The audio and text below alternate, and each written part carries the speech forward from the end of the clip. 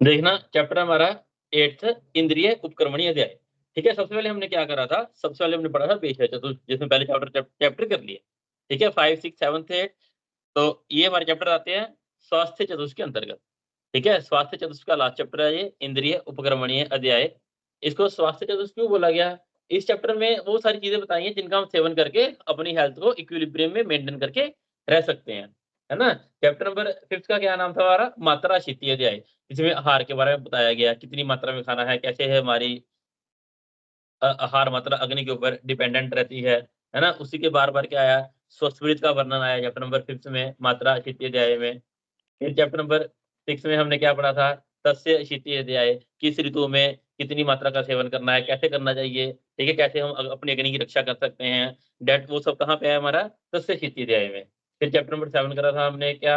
ना वेगन धारणीय अध्याय, यदि वेग को धारण करेंगे 13 प्रकार की अधारणीय वेग थे। कौन से वेग को धारण करेंगे तो कौन-कौन से रोग उत्पन्न होंगे, इसलिए इन वेग को धारण नहीं करना है। नहीं धारण करेंगे तो हमारी हेल्थ इक्विलिब्रियम में रहेगी, हम स्वस्थ रहेंगे। अब कौन सा आ रहा है हमारे पास? इंद्रिय उपक्रमणीय अध्याय। देखना श्लोक नंबर 3, इह खलु पंच इंद्रियाणि, 5 इंद्रियाँ होती हैं। पंच इंद्रिय द्रव्याणि, 5 इंद्रिय द्रव्य। पंच इंद्रिय अधिष्ठान, 5 इंद्रियों के अधिष्ठान होते हैं। पंच इंद्रिय अर्थात 5 इंद्रियों के हर एक इंद्रिय का एक-एक अर्थ और 5 ही अर्थ होते हैं। पंच इंद्रिय बुद्धि, इन 5 इंद्रियों से 5 प्रकार की बुद्धि उत्पन्न होती है और इन पांचों को क्या बोला जाता है? पंचक बोला जाता है। 5 इंद्रियाँ, 5 इंद्रिय द्रव्य, 5 इंद्रिय अधिष्ठान, पंच इंद्रिय अर्थ एंड पंच बुद्धि। ठीक है? अब देखना 5 इंद्रिय देखेंगे अभी हम आगे। पहले 5 इंद्रियाँ आ गई हमारे पास, फिर क्या कह रहे हैं नंबर 4 में? अतीन्द्रिय पुनर्मन। ठीक है? ये जो मन है, मन हमारा अतीन्द्रिय है। ठीक है? मन को क्या बोला गया? अतीन्द्रिय बोला गया, इंद्रियों से परे। ठीक है? और तो और हम इंद्रियों मन को क्या बोलते हैं? ठीक है? उभयइंद्रिय भी बोलते हैं। ठीक है? अतीन्द्रिय है।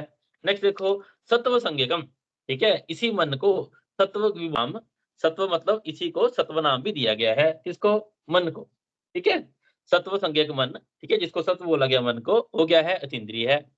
चेत इति आहुरेके। ठीक है?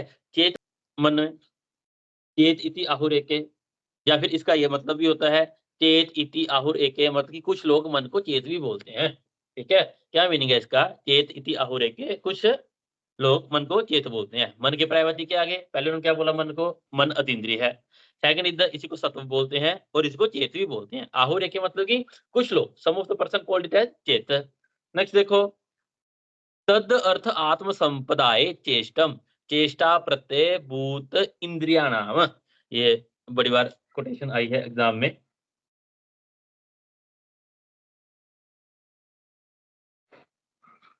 क्या कह रहे हैं चार्य? तद अर्थ आत्म संपदाय चेष्टम। ठीक है, ये जो मन है, ठीक है, आत्मा के साथ मिलकर, ठीक है, कोई भी काम करेगा। चेष्टा प्रत्यय भूत इंद्रिया नाम, जो अभी हमारे को इंद्रियां बताई उन्होंने, ठीक है, 5 इंद्रियां हैं। ठीक है, पंच इंद्रियों का काम करने में बहुत सहायक कौन है? मन है। चेष्टा प्रत्यय भूत अर्थात इंद्रियों के फंक्शन के लिए प्रधान कारण कौन है? हमारा मन है। चेष्टा प्रत्यय भूत इंद्रियाणाम। चेष्टा मीन की कोई भी काम करना, दैट इज कॉल्ड अ चेष्टा। ठीक है, प्रत्ययभूत, ठीक है, उन इंद्रियों को वर्कआउट में इन्वॉल्व करना। ठीक है, कौन है प्रधान कारण? दैट इज मन। उसके बाद देखो, ये पूछता एग्जामिनर बहुत बार, चेष्टा प्रत्ययभूत इंद्रियाणाम।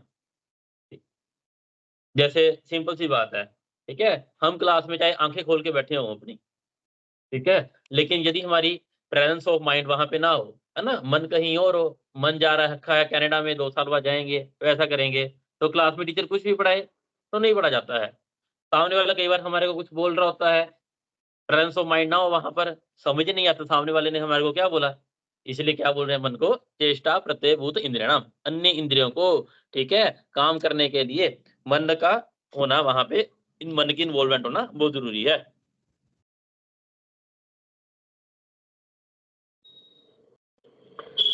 यहाँ पे क्या कह रहे हैं नंबर 5 में? मन एक है, मल्टीपल नहीं होते हैं, सारे शरीर में एक ही मन होता है। ठीक है, शुरू से पढ़ते आ रहे हैं हम, इसको देख लेना। ये देखो आप नंबर 7, पुनः मन पुर सारणी इंद्रियाणी अर्थ ग्रहण समर्थानी भवंती। ठीक है, मन पुर सारणी का क्या मतलब है यहाँ पे? ठीक है, मन पुर सारणी का मीनिंग है कि मन के साथ मन की प्रेरणा से और मन की ही अधीनता से, मतलब कि मन के ही द्वारा, ठीक है। अपनी जो जितनी भी हमारी इंद्रियां हैं, पंच इंद्रियां अपने अपने विषयों को ग्रहण करती हैं, ठीक है। जितनी भी इंद्रियां हैं अपने अपने विषयों को ग्रहण करने में समर्थ होती हैं, मन के साथ, मन की प्रेरणा से और मन के ही द्वारा। मन पुरुष सारणी का मीनिंग क्या है, ठीक है, पूछता है एग्जामिनर। मन पुरुष सारणी का मीनिंग क्या है? इसके तीन मतलब बनते हैं मन पुरुष सारणी के। एक तो मन के साथ, मन के ही द्वारा, मतलब कि मन के अधीन और मन की ही प्रेरणा से इंद्रियां अपने अपने विषयों को ग्रहण करती हैं। इंद्रियाणी अर्थ ग्रहण समर्थानी, इंद्रियां अपने अर्थों को ग्रहण करने में सक्षम होती हैं। इंद्रियों के अर्थ क्या है? जैसे श्रोत्र इंद्रिय का अर्थ क्या है? सुनना, शब्द। स्पर्शन इंद्रिय का अर्थ क्या है? स्पर्शन। देन चक्षु इंद्रिय का देखना, रूप। रसन इंद्रिय का टेस्ट, रस। और घ्राण इंद्रिय का गंध। यदि मन के द्वारा, मन की दीन और मन की प्रेरणा से ही ये सारे अपने अर्थों को ग्रहण कर पाती हैं। उसके बाद देखो नंबर 8, ये बड़ा कॉमन क्वेश्चन है, इसको गलत मत करना। तत्र चक्षु श्रोत्र घ्राण रसन स्पर्शन इति पंच इंद्रियाणि, पंच इंद्रियों के नाम क्या क्या है? फर्स्ट इज चक्षु इंद्रिय, सेकंड इज श्रोत्र इंद्रिय, घ्राण इंद्रिय, रसन इंद्रिय, स्पर्शन इंद्रिय। अक्षी इंद्रिय कोई नहीं होती, ठीक है। कर्ण इंद्रिय कोई नहीं होती। क्या इंद्रिय का नाम है? चक्षु इंद्रिय, श्रोत्र इंद्रिय, घ्राण इंद्रिय, रसन इंद्रिय, स्पर्शन इंद्रिय। चक्षु इंद्रिय है, चक्षु का अधिष्ठान अक्षी है, मतलब कि आंखों के अंदर चक्षु इंद्रिय रहती है। श्रोत्र इंद्रिय है, इसका अधिष्ठान घ्राण है, कानों के अंदर श्रोत्र इंद्रिय रहती है, ठीक है। थर्ड वन इज घ्राण इंद्रिय, ठीक है। नासा इंद्रिय कोई नहीं होती। नासा के अंदर घ्राण, नासा इज द अधिष्ठान, ठीक है। उसके अंदर क्या रहेगी? हमारी घ्राण इंद्रिय। जीवा इज द अधिष्ठान, उसके अंदर रहेगी रसन इंद्रिय।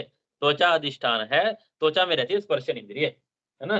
कॉलेज में हम ऐसी मिस्टेक्स करते हैं तब तो होता है, त्वचा इंद्रिय लिख देते हैं, नासा इंद्रिय। तो यहाँ ऐसा कुछ भी नहीं है, इंद्रियों के स्पेसिफिक नाम है चक्षु इंद्रिय, श्रोत्र इंद्रिय, घ्राण इंद्रिय, रसन इंद्रिय, स्पर्शन इंद्रिय। 5 इंद्रियां हैं ये। 5 इंद्रियों के द्रव्य होते हैं इनके। पंच इंद्रिय द्रव्य यानी ख वायु, ज्योति। वायु किस, ख मतलब खाली स्थान है, ठीक है। खाली स्थान किसका द्रव्य है? आकाश का, ठीक है। 5 इंद्रिय रिस्पेक्टिवली, उनके 5 द्रव्य आकाश, वायु, अग्नि, जल, पृथ्वी। वायु ख फॉर आकाश। इसी के साथ याद रखना, आयुर्वेद में कहीं में भी क वर्ड आए, क कबूतर वाला, वो है जल के लिए, ठीक है। ख फॉर आकाश, क फॉर जल, ख वायु, ज्योति, ज्योति मतलब अग्नि, आप कहते हैं जल को, और भू, भू मतलब पृथ्वी, भू इति, ठीक है। ये 5 इंद्रियों के द्रव्य, आकाश, वायु, अग्नि, जल, पृथ्वी। उसके बाद देखो 5 ही इंद्रियों के अर्थ होते हैं। नीचे देखो पहले 5 इंद्रियों के अधिष्ठान। अक्षी, कर्ण, नासा, जीवा, त्वक इति। अक्षी, अक्षी किसका अधिष्ठान है? चक्षु इंद्रिय का। सेकंड वन इज द कर्ण, कर्ण इज द अधिष्ठान फॉर श्रोत्र इंद्रिय। नासा अधिष्ठान किसका है? घ्राण इंद्रिय का। फिर जीवा किसका अधिष्ठान है? हमारा रसन इंद्रिय का। And last one is the त्वचा, त्वचा अधिष्ठान है स्पर्शन इंद्रिय का। गलत मत करना, कौन सा इंद्रिय का नाम है, कौन सा इंद्रिय का अधिष्ठान है, कॉमन क्वेश्चन आता है ये। नेक्स्ट देखो पंच इंद्रिय अर्थ, 5 इंद्रियों के अर्थ होते हैं शब्द, स्पर्श, रूप, रस, गंध, ठीक है। रिस्पेक्टिवली शब्द, स्पर्श, रूप, रस, गंध। श्रोत्र इंद्रिय, ठीक है। शब्द किसका अर्थ है? शब्द फॉर श्रोत्र इंद्रिय, कानों का, ठीक है। स्पर्श, स्पर्श किसका है? किनका? त्वचा का, स्पर्शन इंद्रिय का। रूप किसका है? रूप मतलब देखना, ये है हमारा अर्थ चक्षु इंद्रिय का। रस, रस मतलब टेस्ट, किसका? रसन इंद्रिय का। And last one is the गंध, गंध किसका है? गंध मतलब स्मेल बाय नोज, है ना, घ्राण इंद्रिय। नेक्स्ट देखो पंच इंद्रिय बुद्धि, चक्षु बुद्धि आदि, इन्हीं 5 इंद्रियों से 5 प्रकार की बुद्धि उत्पन्न होती है, ये इंद्रियों के नाम से ही जानी जाएगी। उसके बाद देखो बुद्धि 2 प्रकार की होती है। फर्स्ट वन इज द क्षणिक, सेकंड वन इज द निश्चयात्मिका इत्येत पंचपंचकम। 2 प्रकार की बुद्धि होती है, एक होती है क्षणिक, सेकंड इज द निश्चयात्मिक। क्षणिक निश्चयात्मिक का क्या मतलब है? हम सारे दिन में आंखों से कई कुछ देखते हैं, कानों से बहुत कुछ सुनते हैं, है ना, पता नहीं क्या क्या फ्रेगनेंस देख सुन सुन स्मेल करते हैं, टेस्ट बहुत कुछ करते हैं, लेकिन सब चीजें याद नहीं रखते। दैट इज क्षणिक, टेम्परेरी, अभी के लिए है ना, कुछ मिनट्स बाद, कुछ आवर बाद भूल जाते हैं। दैट इज क्षणिक बुद्धि। निश्चयात्मक बुद्धि, कुछ ऐसा इंसिडेंस होना हमारे साथ या कुछ ऐसी चीजें जिसको लंबे टाइम तक याद रखेंगे, है ना, कुछ चीजें हमेशा के लिए याद रहती है, कभी भूलती ही नहीं है। दैट अंडर निश्चयात्मक बुद्धि। दो प्रकार की बुद्धि हुई, फर्स्ट इज द क्षणिक, सेकंड इज द निश्चयात्मिक। यहाँ पे टेबल दिया हुआ है पंचक का, है ना, इसको देख लेना, जो भी पढ़ा है वही सारा इसमें दे रखा है। नेक्स्ट देखो आप, मनो अर्थ बुद्धि आत्मा चेते अध्यात्म द्रव्य गुण संग्रह है। अध्यात्म द्रव्य गुण संग्रह, ठीक है। अध्यात्म द्रव्य गुण संग्रह कौन कौन से हमारे? मन की अर्थ, बुद्धि और आत्मा। हमारा मन, हमारे मनोरथ मतलब मन के अर्थ। थर्ड वन इज द बुद्धि, fourth one is the involvement of आत्मा। इन चारों को बोलते हैं अध्यात्म द्रव्य गुण संग्रह। याद रखना, मन के अर्थ, बुद्धि और आत्मा, इन चारों को बोलेंगे अध्यात्म द्रव्य गुण संग्रह। पहले फर्स्ट क्वेश्चन तो ये आता है अध्यात्म द्रव्य गुण संग्रह कौन कौन से हैं? मन के अर्थ, बुद्धि और आत्मा। नेक्स्ट आता है अध्यात्म द्रव्य गुण संग्रह का काम क्या है? क्या कहते हैं? शुभ अशुभ प्रवृत्ति निवृत्ति हेतु, अर्थात हमारे को अच्छे कामों में इंडल्ज करना, बुरे काम में इंडल्ज करना कौन करते हैं? अध्यात्म द्रव्य गुण। अध्यात्म द्रव्य गुण में क्या आता है? चार चीजें आती हैं, मन के अर्थ, बुद्धि, आत्मा। क्या काम है इनका? शुभ अशुभ प्रवृत्ति निवृत्ति। प्रवृत्ति मतलब इन्वॉल्व करना, ठीक है, इंडल्ज करना इस प्रवृत्ति, ठीक है, नहीं करने देना, गलत काम है ऐसा नहीं करना है, दैट इज निवृत्ति। उसके बाद देखो, इसी के साथ याद रखना, मन की अर्थ, बुद्धि, आत्मा, इन चारों को बोलते हैं अध्यात्म द्रव्य गुण, ठीक है, इन चारों को बोलते हैं अध्यात्म द्रव्य गुण। अगर आता है सिर्फ अध्यात्म द्रव्य कौन कौन से होते हैं? अध्यात्म द्रव्य होते हैं दो, कौन कौन से? मन और आत्मा। अध्यात्म द्रव्य होते हैं दो, मन और आत्मा। अध्यात्म द्रव्य गुण संग्रह, ठीक है, या फिर सिर्फ अध्यात्म द्रव्य गुण। अध्यात्म द्रव्य गुण तीन होते हैं, सॉरी, अध्यात्म द्रव्य गुण चार होते हैं, मन के अर्थ, बुद्धि, आत्मा। एंड अध्यात्म द्रव्य सिर्फ और सिर्फ दो होते हैं, मन और आत्मा। लिख लेना, अध्यात्म द्रव्य दो, मन और आत्मा। अध्यात्म द्रव्य गुण चार, मन के अर्थ, बुद्धि एंड आत्मा।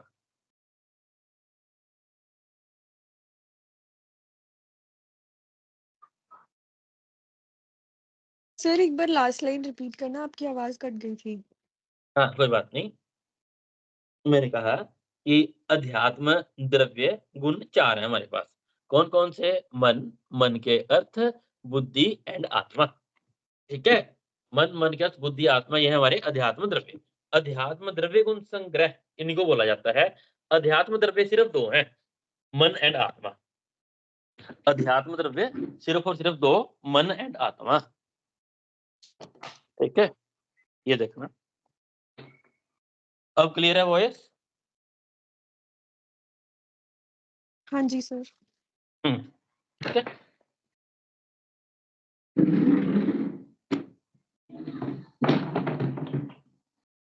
अध्यात्म द्रव्य दो हैं, मन एंड आत्मा, इन दोनों को बोला जाता है अध्यात्म द्रव्य। अध्यात्म द्रव्य गुण या फिर अध्यात्म द्रव्य गुण संग्रह है, इनको चार आते हैं, इनमें मन के अर्थ, बुद्धि एंड आत्मा।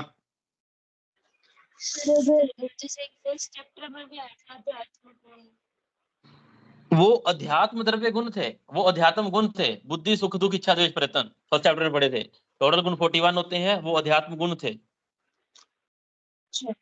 अच्छा ठीक है, तो कंफ्यूज नहीं होना है। अध्यात्म गुण होते हैं 6, बुद्धि, सुख, दुख, इच्छा, द्वेष, प्रयत्न। द्रव्य गुण होते हैं 20, ठीक है, गुरु, मंद, हिम, सिक्त, सुलक्षण, मिश्रण, सिर, कफा, और इससे ऑपोजिट जो 10 हो जाएंगे, 10 + 10 20, ठीक है।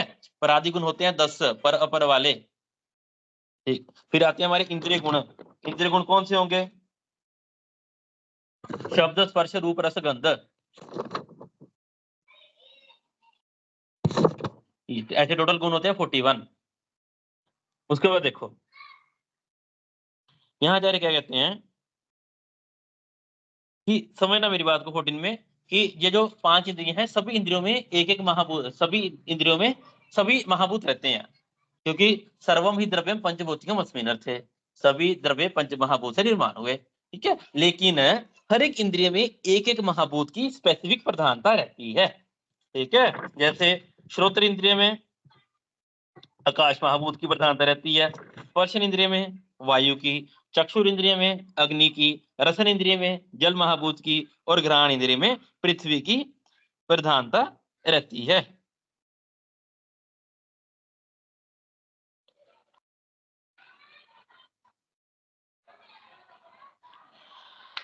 फिर आचार्य क्या कहते हैं यहाँ पे, देखो कि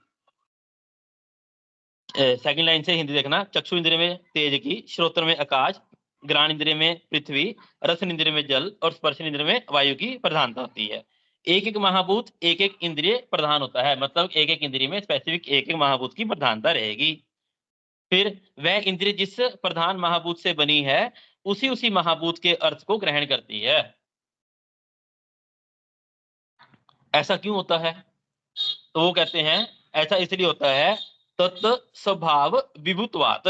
ठीक है, ये नेचुरल है। ठीक है, ये इंद्रिय का काम है। आंखों का काम है देखना। ठीक है, आंखें सुन नहीं सकती, कानों का काम है सुनना, वो देख नहीं सकती। ये स्वभाव है। विभु मतलब शुरू से ही ऐसा होता आ रहा है, नेचुरल है, ऐसा ही है और ऐसा ही रहना है। ये नेचुरल प्रोसेस है। क्या कारण है कि इंद्रियां अपने अपने महाभूत के द्वारा अपने अपने विषयों को ही ग्रहण करती हैं। इसके दो रीजन बताए इन्होंने, तत् स्वभावत्वात्। फर्स्ट वन इज स्वभाव, second one is विभुत्वात्, Vibhu. Next देखो। सर हाँ जी, ये जो क्षिति क्षिति पृथ्वी को बोल रहा है। Kshitiz is the son of पृथ्वी। श्लोक नंबर 16 देखो। अच्छा मुझे ये बताओ, त्रिविध रोग संग्रह किसको बोलते हैं? हेतु लिंग औषध। हेतुलिंग औषध को क्या बोलते हैं? हेतुलिंग औषध ज्ञानो स्वास्थ्य साधन प्राणायाम त्रिसूत्र। हेतुलिंग औषध को बोलते हैं त्रिसूत्र। त्रिसूत्र त्रिस्कंध। हाँ, त्रिविध हेतु संग्रह या त्रिहेतु संग्रह। सर काल बुद्धि और अर्थ। थोड़ा थोड़ा सही है। अयोग अतियोग मिथ्या योग, अयोग अतियोग मिथ्या योग, इनको बोलते हैं त्रिविध हेतु संग्रह। अयोग अतियोग मिथ्या योग। ठीक है, ये नंबर 15 में यही बता रखे सूत्र में पढ़ के आए थे हम। 5 प्रकार की इंद्रियां हैं। ठीक है, इंद्रियों के अयोग बिल्कुल प्रयोग करना, अतियोग एक्सेसिव में यूज करना, या मिथ्या योग, इनसे ही सारे के सारे रोग उत्पन्न होंगे। फर्स्ट चैप्टर में पढ़ा था ना हमने, काल बुद्धि इंद्रिया नाम। ठीक है, काल के, बुद्धि के, इंद्रियों के, अयोग अतियोग मिथ्या योग। ठीक है, तीनों के ही, काल के अयोग अतियोग मिथ्या योग, बुद्धि का अयोग अतियोग मिथ्या योग एंड इंद्रियों का अयोग अतियोग मिथ्या योग, इनसे रोग उत्पन्न होते थे। जिनको क्या कारण थे उसके? त्रिविध हेतु संग्रह। त्रिविध हेतु संग्रह मीन अयोग अतियोग मिथ्या योग, इनसे ही सारे रोग उत्पन्न होते हैं। तो यहाँ पे वही बता रहे हैं जो फर्स्ट चैप्टर में पढ़ के आए थे। इंद्रियों के अयोग अतियोग मिथ्या योग, इसी से ही व्याधियां अर्थात रोग उत्पन्न होंगे। कल हमने चैप्टर जो पढ़ा उसमें ऋतुओं के बारे में पढ़ा था, शिशिर बसंत ग्रीष्म वर्षा शरद हेमंत। तो काल का उसी से मतलब था। जैसे हेमंत ऋतु में ठंड पड़नी चाहिए, एक्सेसिव ठंड पड़ गई, जितनी पड़ती थी नॉर्मल उससे बहुत बहुत ज्यादा पड़ गई, दैट इज हेमंत ऋतु में शीतता का अतियोग। हेमंत ऋतु में बहुत ठंड ही नहीं पड़ी, बहुत कम पड़ रही है, दैट इज अयोग। ठीक है, और हेमंत ऋतु में ठंड की बजाय गर्मी पड़ रही है, टेम्परेचर बहुत हाई हो रखा है, दैट इज हेमंत ऋतु का मिथ्या योग। ऐसे ठीक है, काल का अयोग अतियोग मिथ्या योग, इससे रोग उत्पन्न होते हैं, तो वही यहाँ पे बता रहे हैं। श्लोक नंबर 16, मनस्तु चिंत्यर्थ। मन का विषय क्या है? चिंतन करना। तत्र मन मनोबुद्धि त एव समान हितानि मिथ्या योग प्रकृति विक्री हेतु भवन्ति। यहाँ क्या कह रही हैं? मन और मन से बुद्धि उत्पन्न होगी, समान हितानि, हीन योग मिथ्या योग इति। तो मन का भी अयोग अतियोग मिथ्या योग, इससे मानसिक रोग उत्पन्न होंगे। याद रखना, मन का विषय क्या है? चिंत्यार्थ, चिंतन करना मन का विषय।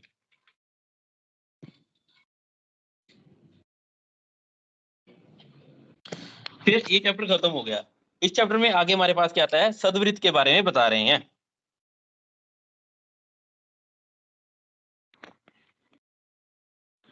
ठीक है, सद्वृत्त, सद्वृत्त मतलब क्या क्या हमारे को करना चाहिए। ठीक है, कैसे काम हमारे को करने हैं।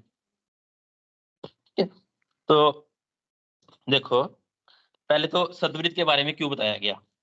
श्लोक नंबर 17 के नीचे देखो, तद अनुष्ठित युगपत संपदाए अर्थद्वये। सद्वृत्त का पालन करने से अर्थद्वय, दो चीजें मिलती हैं, दो चीजों का लाभ होता है।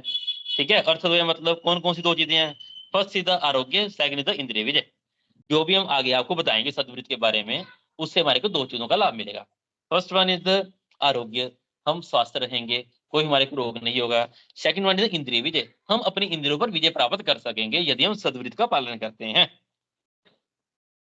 सद्वृत्त का पालन करना है तो इसको आपको खुद से रीड करना है, ये आपका काम है सद्वृत्त को पालन करने का। इतना याद रखना कि सद्वृत्त के पालन से दो चीजें मिलती हैं। First first one is the आरोग्य, सेकंड द इंद्रिय विजय। इन दोनों को क्या बोला जाता है? इन दोनों को बोला जाता है अर्थद्वय। अर्थद्वय की प्राप्ति किससे होती है? सद्वृत्ति से होती है।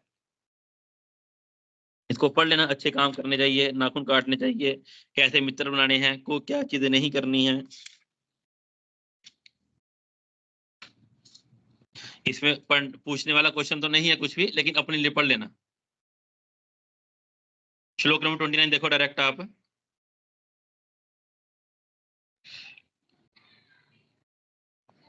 सद्वृत्ति छोड़कर हमारे बता रहे हैं क्या लाभ होगा इससे? ब्रह्मचर्य, ज्ञान, दान, मित्रता, दया, हर्ष, अपेक्षा, शांति। छोड़कर भी सद्वृत्ति के बारे में बता रहे हैं क्या क्या करना चाहिए। ब्रह्मचर्य का पालन, ज्ञान, हमेशा ज्ञान को प्राप्त करने के लिए लगे रहना चाहिए, दान, मित्रता, अच्छों से मित्रता, दया भाव रहना चाहिए, हर्ष, उपेक्षा और शांति। उपेक्षा मतलब पेशेंस लेवल होने चाहिए अपने अंदर, ठीक है, और शांति।